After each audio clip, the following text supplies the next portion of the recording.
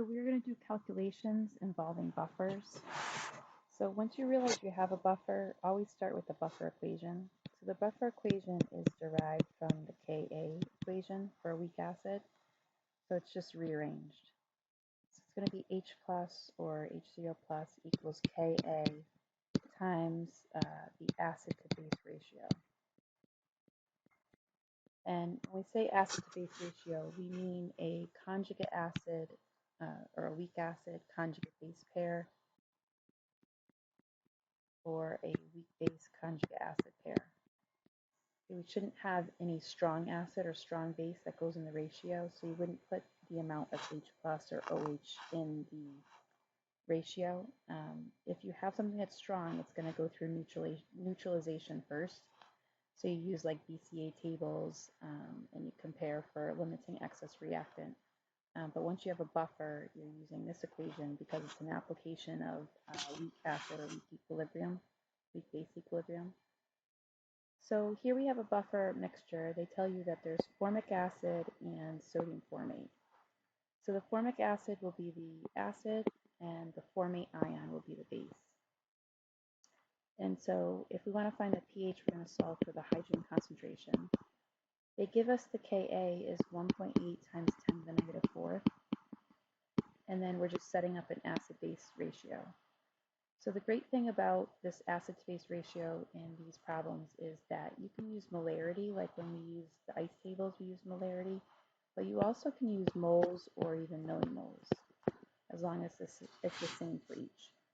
So they tell me the molarity according to each one. So the molarity according to the acid is 0.5, so we put that on top. The molarity according to the base is 0.7, so we put that on the bottom. So we're just doing the ratio that we have there times the Ka.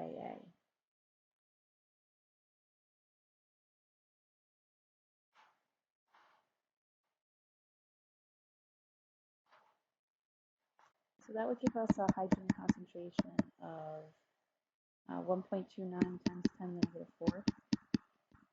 And then we could just negative log that to get the pH. So the negative log of that would be 3.89. Okay, so buffer solutions, their pH is going to be related to the Ka or the Kb of the weak acid or the weak base. So a good buffer has an acid-base ratio that's close to 1.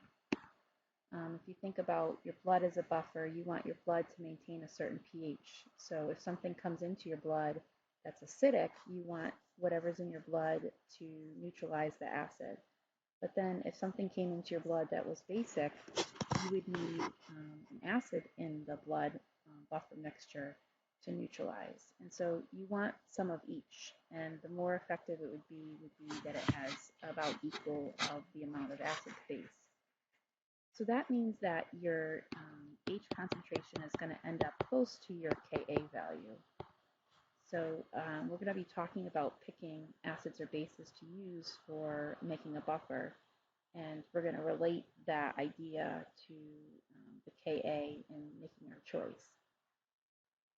So in the next problem, they give us the pH that we want to get is 4, which is pretty close to the 3.89. So it makes sense that we can use the same acid to base mixture, but our ratio is going to be different than the last one. So if we know our pH is 4.00, then that means we want the hydrogen concentration to be 10 to the negative 4. So if we go to our buffer equation, that is hydrogen concentration equals Ka times the acid to base ratio. We know our hydrogen concentration in this example. If the pH is 4, then the hydrogen concentration should be 1 times 10 to the negative 4. And the Ka is the same, 1.8 times 10 to the negative 4. So what we're solving for here is the acid to base ratio. So if we just divide the hydrogen concentration by the Ka, our acid to base ratio works out to be 0.56. So that just means that if we want to have a buffer with a pH of 4, we will need to have a ratio of 0.56 moles of the weak acid, HCOH, per 1 mole of the conjugate base ion, which is the formate ion. The actual amount that you have doesn't matter as long as you keep that same ratio. So if you double those two numbers and got 1.12 moles of the acid, and you doubled the moles of the base to 2 moles, this would still give you the same acid to base ratio. So you could end up still having a pH of 4, but there will be a difference in the type of buffer that you make. So if you have more acid and more base particles in your buffer, it's going to be a more effective neutralizer for a longer period of time or for more stuff that's being added. So it's able to neutralize more incoming acid or base. And so that would make it more effective, and it would have what's called a higher buffer capacity. Okay, in the next problem we have a weak base and its conjugate acid ion. So we're trying to keep the buffer problems pretty simple. So we're going to keep with the H plus equals Ka times the acid to base ratio. But in this scenario, we're talking about the weak base. But it has an acid, it has a conjugate acid. So they're not going to give us the Ka that we need. They're going to give us the Kb of ammonia. So the acid is the ammonium ion, the conjugate acid, and the base is the ammonia molecule. So we're going to need to get the Ka value by doing 1 times 10 to the negative 14th divided by the Kb. So the hydrogen concentration will equal 1 times 10 to the negative 14th divided by 1.8 times 10 to the negative 5th times our acid to base ratio. So they give us the molarity of each. The molarity of the acid is 0.4 molar, the ammonia. The molarity of the base is 0.25 molar, the ammonia. And so this would just simply give us the hydrogen concentration, which is 8.89 times 10 to the negative 10. So if we negative log that, because that's the H concentration, that would give us the pH of the buffer that we made, which is 9.05. So using a mixture of ammonia and ammonium, our pH of the buffer that we make is about 9. Okay, so one of the labs we hope to do is to make a buffer. And so when we go to make a buffer, you can select the weak acid or weak base to use. And you kind of have an idea of what pH you want the buffer to be. So if we want to make a buffer with a pH of 4.3, we want to pick an appropriate weak acid or weak base, which will allow our acid to base ratio to be close to 1. So if you look at the buffer equation, if you want the acid base ratio to be close to 1 to 1, that means you want the Ka to be close to the hydrogen concentration that you have. And another way of saying this is that you want the pH to match with the pKa of the acid that you choose. So if you look at these values, 10 to the negative 3, 10 to the negative 5, 10 to the negative 5, 10 to the negative 8, 10 to the negative 8 is very far off of the hydrogen concentration that we have, a pH of 4.3, which would be about 10 to the negative 4. And then A also seems off the other way. But B and C both have exponents that are close to your pH that you're looking for.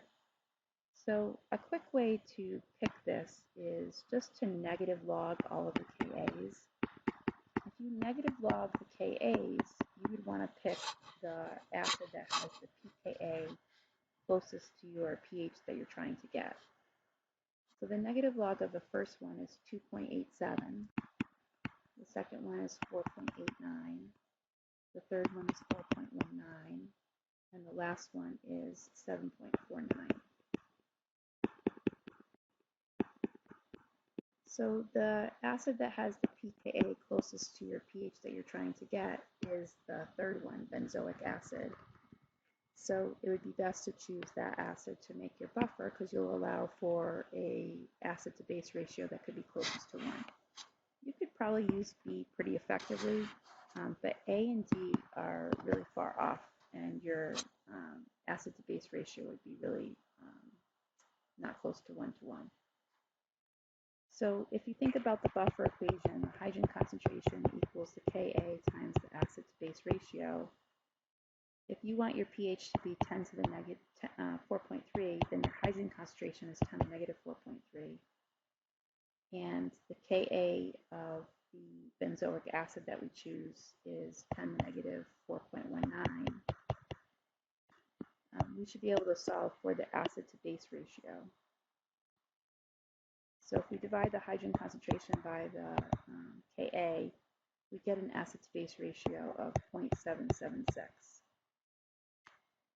So this is pretty close to 1. So this means that we're going to need 0.776 moles of the acid, which is going to be the benzoic acid, to the every 1 mole of the base ion, which would be the benzoate ion.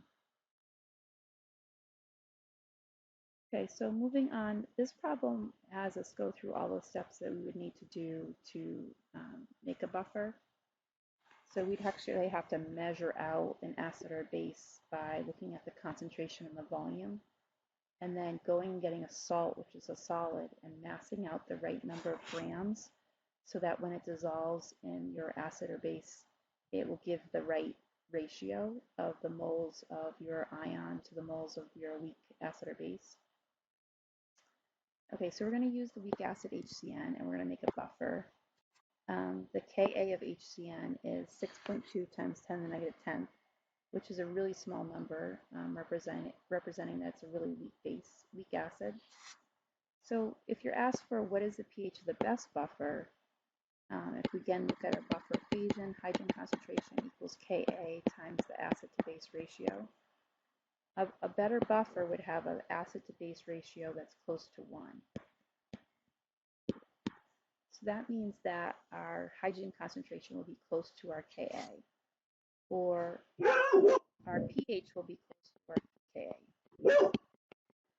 So if we negative log our Ka, 6.2 times 10 to the negative 10, that would give us the pH where our buffer would have a 1-to-1 ratio of our acid to base. So that works out to be 9.21.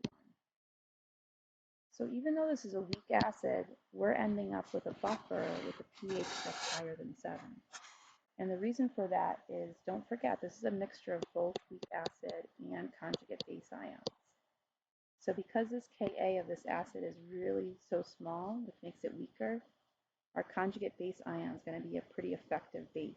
And so we result in a pH of greater than 7. All right, so the next thing that we can figure out is our ratio. So if our hydrogen concentration is going to be, well, we just said our ideal pH will be 9.21, but then this problem is saying let's make the pH be 9. So if the pH is 9, then that means our hydrogen concentration is going to be 10 to the negative 9th molarity. So if we go to back to our buffer equation, hydrogen concentration equals Ka times the acid to base ratio. So our hydrogen concentration will be 10 to the negative 9th.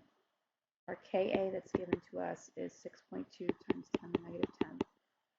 And then we just solve for our acid to base ratio. So if we divide our hydrogen concentration by our Ka, we get an acid to base ratio of 1.61. Okay, so that means that the amount of HCN, whether you're talking about concentration or moles or millimoles, to the amount of Cn minus ions is going to be a 1.61 to 1 ratio.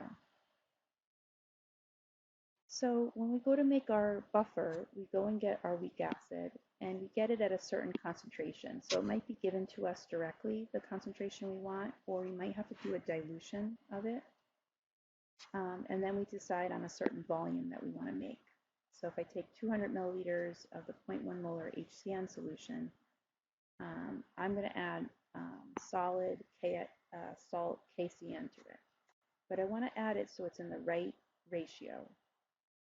So because the KCN is not in solution, we don't have an idea of molarity for us. So I'm probably going to use the moles for my ratio, or we could use millimoles.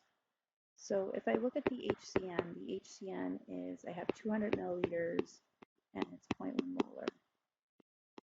So 200 times 0.1 would be 20. So I have 20 millimoles of HCN in that volume. So if I know how many moles of HCN I have, and I want to keep a certain ratio of 1.6 to 1, I should be able to figure out how many millimoles of CN that's needed.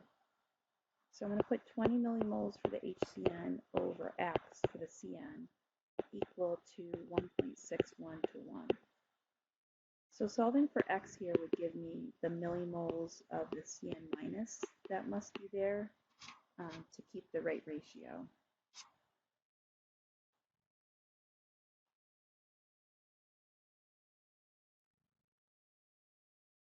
So that gives me 12.4 millimoles. So I'll need 12.4 millimoles of CN minus. So the CN minus is trapped in KCN. It's a salt and a solid, and we want to find out how many grams of that we have to go get. So there's 1 CN in 1 KCN. So however many moles of KCN I just figured out, or millimoles, that would be the millimoles of KCN that's needed. So we'll just change the 12.4 millimoles to moles, and then we'll use the molar mass to change it into grams. So if I have 12.4 millimoles, there's 1,000 millimoles in a mole.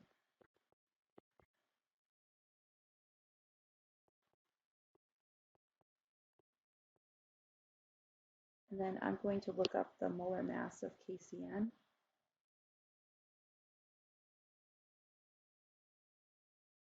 Which is 65.1. And so I'm going to do 12.4 divided by 1,000 times 65.1. So that gives me 0.81 grams. So that means I need to go mass out 0.89 grams of KCN and add it to 200 milliliters of 0.1 molar HCN. If I do that, that will give me that 1.61 to 1 ratio that will keep the pH at 9. Okay, so this says what would happen to the pH of the buffer solution if you added 200 milliliters of water to it? So if you added water, the molarity of both of the conjugate ion and the weak acid would go down, right, to the same a value, same amount. So what I'm doing is I'm decreasing the concentration of both the weak acid and the conjugate base ion, which would keep the same ratio in molarity of 1.6 to 1.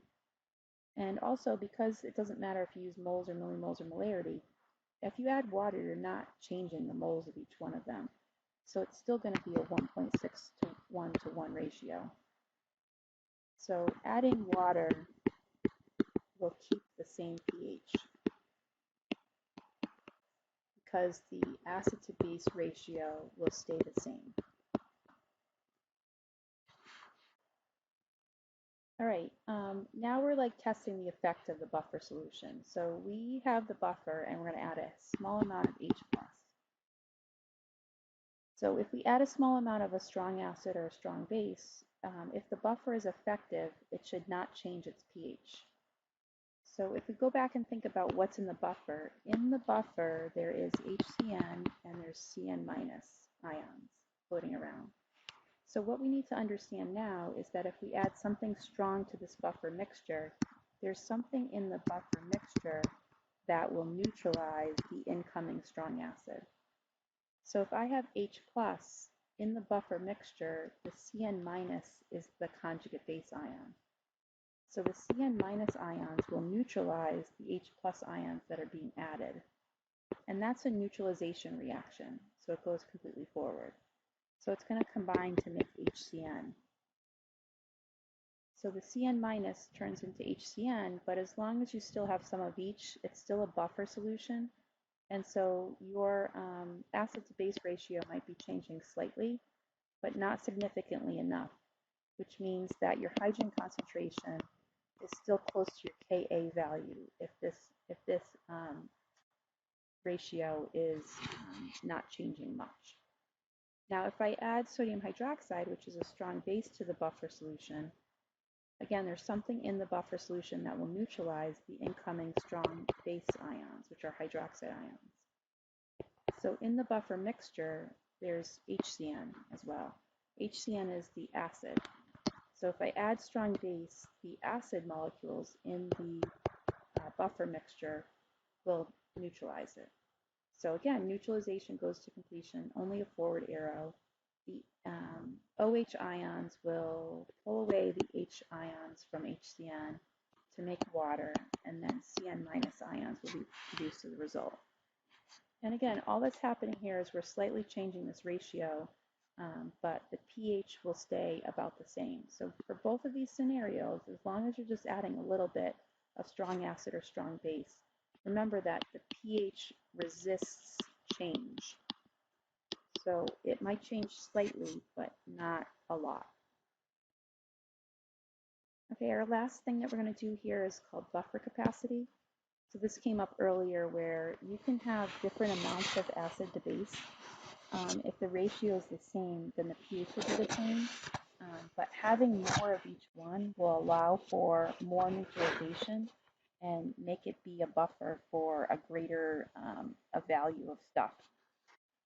So buffer capacity is the amount of acid or base the buffer can neutralize before the pH of the buffer begins to change to an appreciable degree. The pH range of any buffer is the pH range over which the buffer acts effectively.